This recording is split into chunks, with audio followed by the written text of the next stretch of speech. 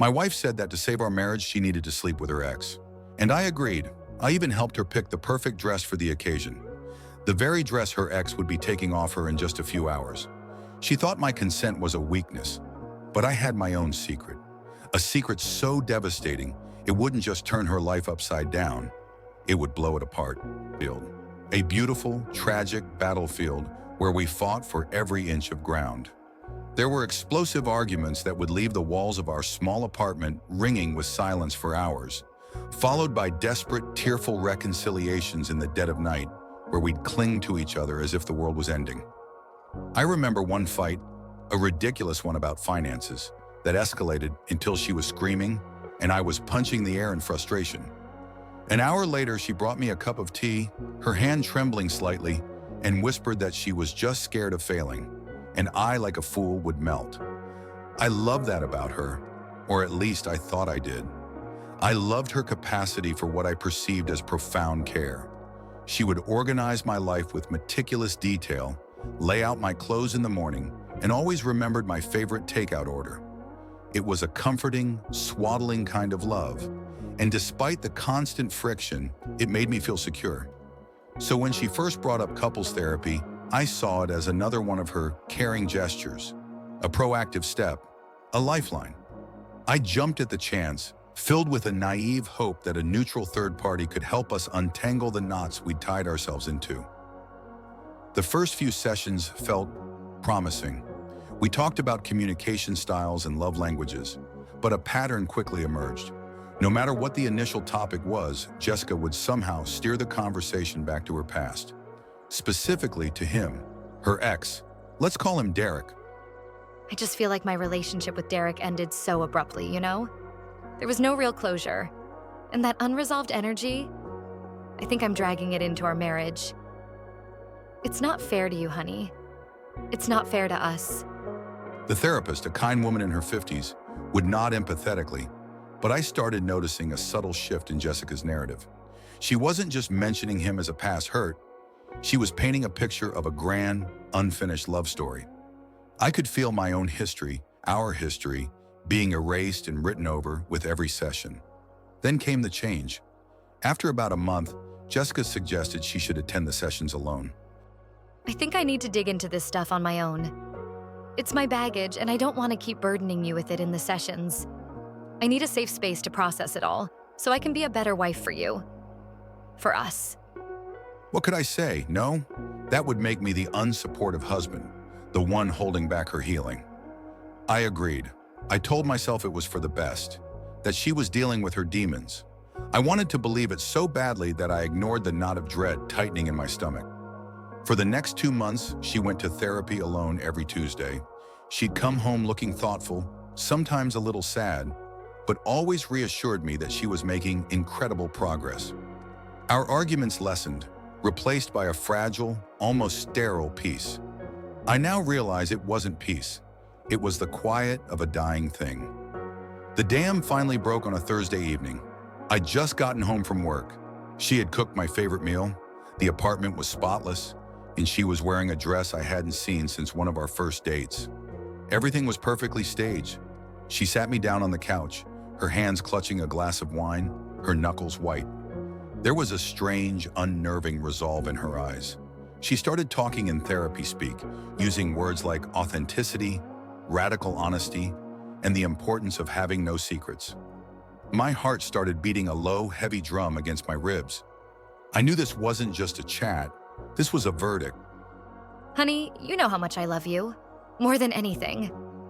And you know how committed I am to making this marriage the epic love story we both deserve. My respect for you it's immeasurable. She took a shaky breath, placing her hand on my knee. It felt cold. Through my sessions, I've realized something. There's a roadblock. A piece of my past that's casting a shadow over our future. It's Derek. To truly close that chapter.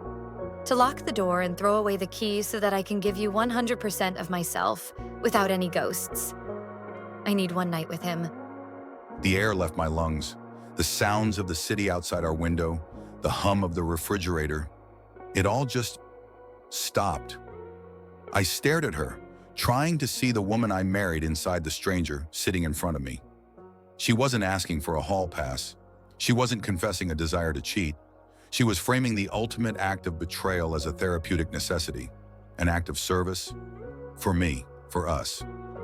It's not about intimacy or rekindling anything, you understand? It's about closure. It's about saying a final goodbye, not with words, but with an experience that confirms to my soul that you are my future. My respect for you is so immense that I could never, ever do this behind your back. This honesty. This is how much I value you. The audacity was breathtaking. She had packaged infidelity as a gift, a twisted, grotesque gift wrapped in the language of therapy and trust. I felt a profound Arctic cold spread through my chest. In that single moment, I knew with absolute certainty that my marriage was over. It had died weeks ago in her solo therapy sessions, and this was just the funeral. But her performance wasn't over. She saw the shock on my face and mistook it for indecision. I had to know. I had to hear her say it. My voice was raspy, barely a whisper. And if I say no, what do you do then? She smiled, a calm, condescending little smile that shattered the last fragment of my heart. I don't think you'll do that. Because you love me, and you want us to be happy. This is for us. For our happiness. There it was. It wasn't a request. It was an ultimatum, cloaked in the language of love. It was her final choice, and if I refused, she would do it anyway, and I would be the bad guy for not trusting her. The game was rigged, but if the game was rigged, I wasn't going to just walk away from the table. I was going to flip the whole damn table over. A switch flipped inside me. The hurt, the shock, it all crystallized into a single point of cold, hard clarity. I swallowed the lump in my throat. I looked her in the eye, and I played my part. Okay. The relief that washed over her face was disgusting. It was the look of a predator whose prey had just willingly laid its neck bare. Okay, but on one condition, I want you to call him right now, in front of me. Set the date, the time, and the place. I want to hear it. If she thought this was about my trust, she was dead wrong. This was about my evidence. She practically beamed, relief making her giddy. She saw it as my way of participating, of taking control. She pulled out her phone without a second's hesitation. I sat there, a statue of a husband, and listened as my wife cheerfully arranged the date and time for her own infidelity, scribbling the details of the restaurant and the hotel on a notepad. As she hung up the phone, a triumphant smile on her face, she had no idea what she had just done. She thought she had just secured a free pass to cheat, a way to have her cake and eat it too. What she didn't know was that with that phone call, she hadn't just arranged a date with her ex. She had just armed me. She had given me the time, the place, and the motive. She believed she was closing a chapter on her past, but in reality, she was opening the door to a future she could never have imagined. And I was going to be the one to orchestrate every single devastating step. The question wasn't if she would betray me, but how I would make her regret it. The very next morning, I made a different kind of phone call. I found a private investigator online with stellar reviews and a background in law enforcement. His name was Will. I sat in his drab, sterile office, the air smelling of stale coffee and paperwork, and I told him everything. The marriage, the fights, the therapy, and the final insane request. I laid out the notepad with the neatly written details of the time and place. He listened intently, his face betraying no judgment. He'd heard it all before. So let me get this straight. She wants you to sanction this therapeutic infidelity, and you've agreed. I have. I want you to follow her. I want documentation, photos, video. Whatever you can get within the bounds of the law. This state allows for it in divorce proceedings. I want it all. It'll be a clean job. We'll establish a timeline. Dinner at the restaurant, track them to the hotel. The hotel reservation is under his name? Good. We'll know the room number before they even get the key. We will be ready. Leaving his office, I didn't feel sad or angry anymore. I felt calm, purposeful. For the next week, I was the perfect, supportive husband. I helped her pick out a dress for her big night. I told her I was proud of her for being so brave and honest. Every word was a lie, a carefully placed stone on the path to her ruin. She ate it up, convinced of her own manipulative genius. She had no idea she was a fly, and my web was already spun. The day finally arrived. I kissed her goodbye at the door, a hollow, meaningless gesture. I hope you find what you're looking for. I will. And I'll be home soon. This is the first day of the rest of our lives, honey. Oh, how right she was. Just not in the way she imagined. The moment the door clicked shut, I started my own preparations. I packed a suitcase, not a big one, just enough for a few weeks. I gathered all my important documents, my passport, my birth certificate, and a thin manila folder from the bottom of my filing cabinet. A folder she had never seen. A folder that contained the truth that would detonate her entire world. Hours crawled by like years. My phone buzzed at 7:15 p.m. It was Will. Subject has arrived at the restaurant. Target is with her. They're laughing. Looks like a cozy reunion. Another buzz at 9:30 p.m. They've left the restaurant. They're heading to the hotel. We're right behind them. Then the message I was waiting for. The one that sealed her fate. They didn't go straight up to the room. They went to the underground parking garage. Section D. No security cameras down there. But we were. Got some very clear, very compelling footage of them in the back of his car. Actions of an explicit nature. No doubt what was happening. They've just gone up to the room now. We have everything we need. The trap is sprung. I read the message and a wave of something cold and final washed over me. I had the proof, the indisputable graphic evidence of her betrayal. But as I stared at the packed suitcase and the manila folder on my kitchen table, I knew the real checkmate was yet to come. She thought this was about a single night of infidelity. She thought the worst-case scenario was me finding out and getting angry. But she had no concept of the real secret I was keeping. The photos and videos from the PI were just the opening act. They were the key to unlock the door, but what was waiting on the other side was a truth so fundamental, so life-altering, that it would not only end our marriage, it would rewrite her entire future. She was worried about getting caught for a lie, but she had no idea she was about to be convicted by a truth she never even knew existed. The real revenge wasn't just about proving she cheated. It was about proving who she had cheated with. She came home just before dawn. I was sitting in the living room in the dark, just as I had been all night. She didn't see me at first. She tiptoed in, her face pale and drawn in the gray morning light. She didn't say a word, just walked past me and went straight into the shower. The sound of the water was the only noise in the apartment for a long time. I watched her, a ghost in our own home, and I felt nothing. The love had been surgically removed, leaving only a clean, cold scar. The next few days were a masterclass in silent warfare. We coexisted in the same space, two strangers orbiting a black hole of unspoken words. I had already contacted my lawyer. The divorce papers were filed before the week was out. About a month passed. I had moved my things into the spare bedroom, creating a physical boundary to match the emotional one. One evening, she knocked on the door. When I opened it, she looked completely broken. Her eyes were red and swollen from crying, her usual confident posture replaced by a desperate slump. Can we please talk, please? She collapsed onto the couch and the floodgates opened. It was all a mistake, she sobbed. The biggest mistake of her life. Being with him made her realize that I was the only one she ever wanted.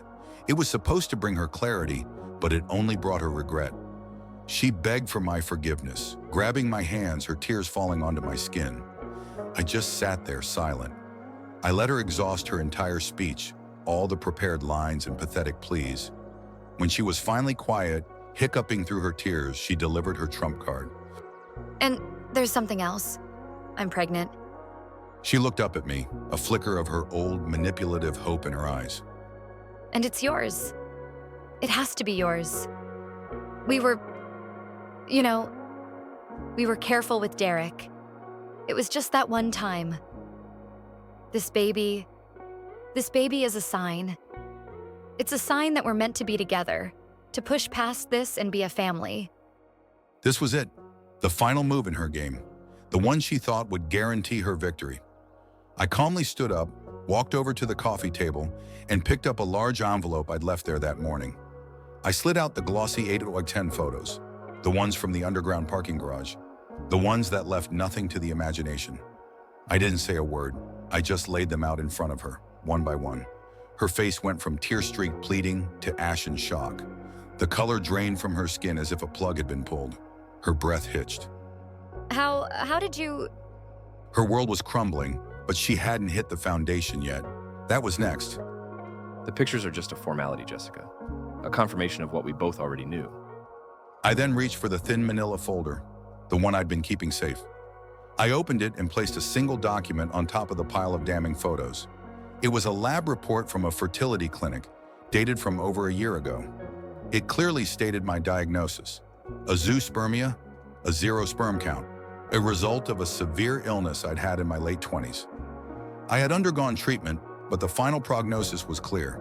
The doctor's words were highlighted in yellow: medically sterile. Conception without significant medical intervention is statistically impossible. I had never told her, not because I was ashamed, but because we were newly married, and it just never felt like the right time to drop such a heavy bomb. I thought we'd cross that bridge when we were ready to start a family we would have built through adoption or other means, a family built on love and trust. She stared at the paper. Her eyes scanned the medical jargon, the doctor's signature, the date. She looked from the paper to my face and back again. The confusion, the shock, it all curdled into horrifying comprehension.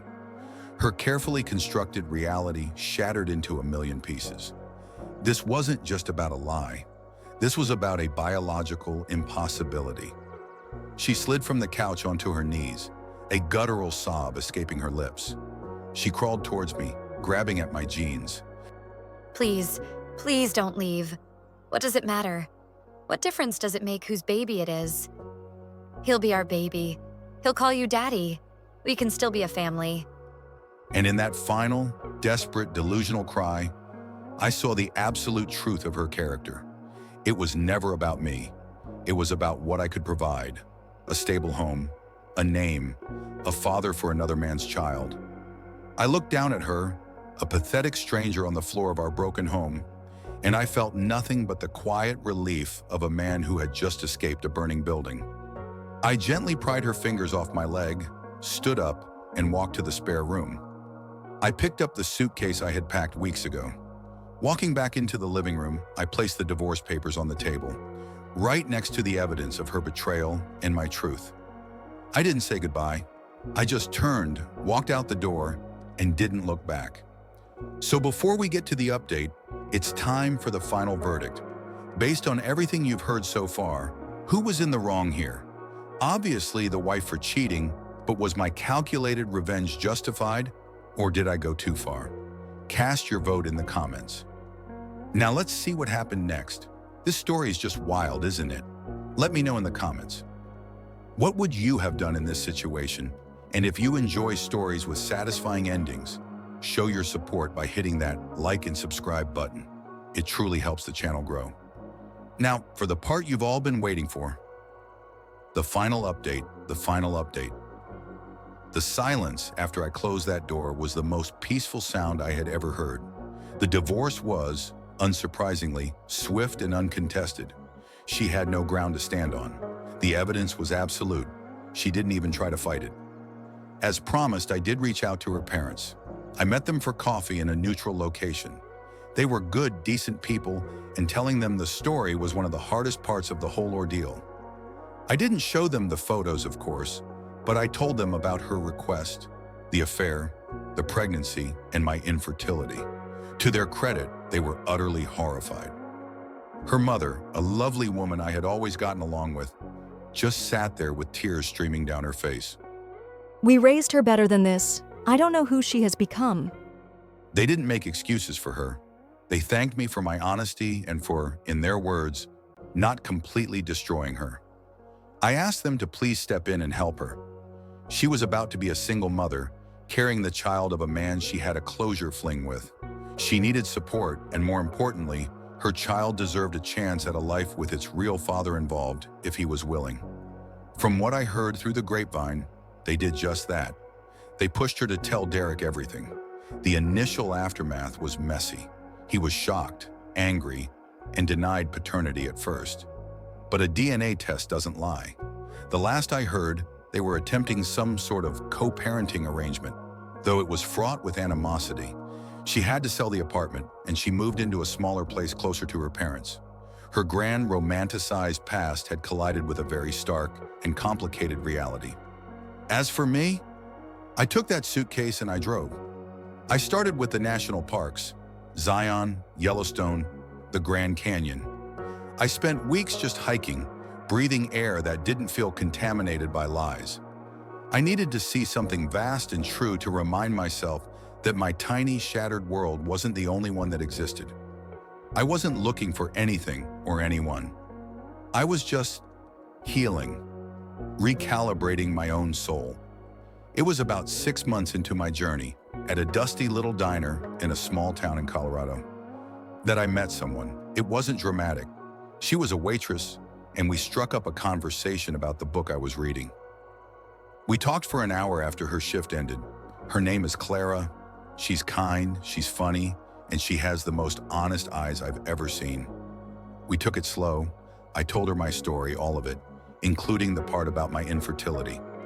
I laid all my cards on the table from the start. She didn't flinch. She just listened, and when I was done, she told me about her own scars. We've been together for over a year now. We're talking about the future. A future that might include adoption, a house full of rescue dogs, and a lot more road trips. I didn't set out to find a kind and faithful woman. I set out to find myself again. It turns out, sometimes when you finally find yourself, other good things have a way of finding you too. My ex-wife wanted to close a chapter. Instead, she forced me to start a whole new book. And for the first time in a very long time, I can't wait to see how the next page turns.